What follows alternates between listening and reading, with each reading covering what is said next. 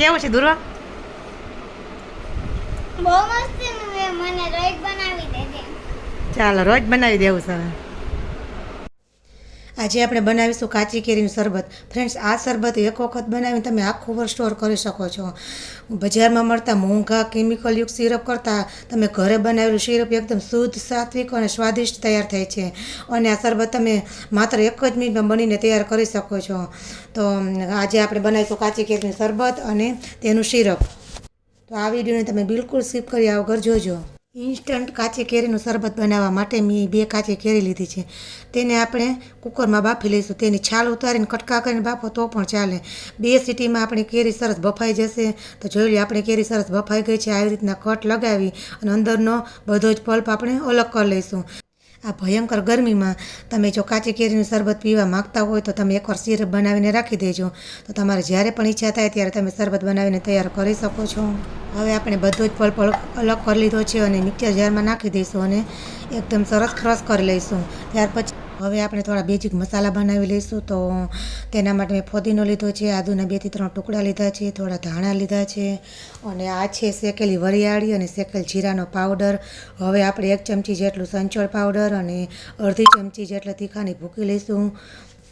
તીખા ભલે સ્વાદે તીખા હોય પણ તાસીર માટે ખૂબ જ ઠંડા હોય છે. અહીં મેં 200 ગ્રામ જેટલી સાકર લીધી છે. સાકરને આપણે મિક્સર જારમાં ક્રશ કરી લેવાની છે. તમે સાકરની જગ્યાએ ગોળ કે ખાંડ પણ યુઝ કરી શકો છો. તો અહીં મેં સાકરને સરસ ક્રશ કરીને ભૂકો કરી લીધો છે. ત્યાર પછી કઢાઈમાં આપણે સાકર ઉમેરીશું અને 1 કપ જેટલું પાણી ઉમેરીશું અને કાં તો સાકર ડૂબે એટલું પાણી નાખવાનું છે અને આપણે તેને હલાવતા રહેવાનું છે. ગેસને એકદમ સરસ ધીમો રાખવાનો છે અને ત્યાર પછી તૈયાર કરેલો જે કેરીનો પલ્પ હતો તે એમાં ઉમેરીશું. આપણે મિનિટોમાં ચાસણી તૈયાર થઈ જશે. પણ આ ખાસ એ વાતનું ધ્યાન રાખવાનું છે કે ચાસણી લેવી કેવી.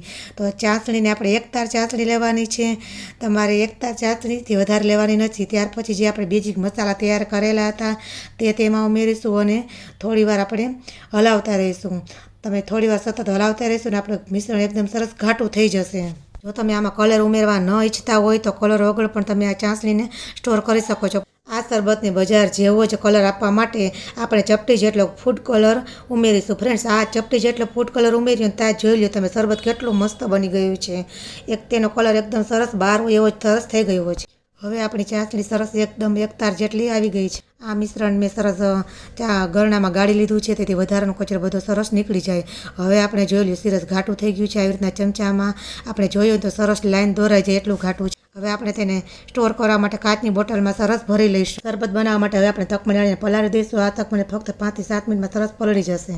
હવે 2 ગ્લાસ આપણે કાચી કેરીનું શરબત બનાવવાનું છે. તો બંને ગ્લાસમાં અડધો ચમચો સિરપ નાખવાનું છે અને તેમાં થોડો બરફ નાખવાનો એટલે આપણું એકદમ શરબત ઠંડુ સરસ બની જાય. અને ત્યાર પછી તેમાં અડધી ચમચી લીંબુનો રસ નાખવાનો છે અને જે આપણે તકમરીયા પલાળ્યા હતા ને તે બંને ગ્લાસમાં 1 ચમચી જેટલા તકમરીયા નાખવાના છે.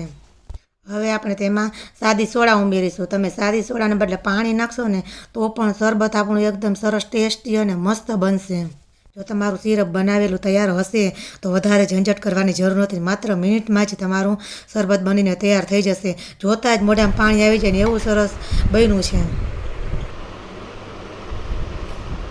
વાહ વાહ, બહુ મસ્ત. બાકી કાચી કેરીનું શરબત. આજની રેસીપી તમને કેવી લાગી તે જરૂરથી જણાવજો. અને જો તમને વિડીયો ગમ્યો હોય તો લાઇક, શેર અને સબસ્ક્રાઈબ કરવાનું ભૂલતા નહીં. અને બાજુમાં રહેલા બેલને પ્રેસ કરી નાખજો જેથી કરીને નવા વિડીયોની બધી જ નોટિફિકેશન તમને બધાની પહેલાં મળી રહે. તો ફરી પાછા મળીશું નવી રેસીપી સાથે. ત્યાં સુધી બધાને જય શ્રી કૃષ્ણ, પ્રણામ ને જય માતાજી.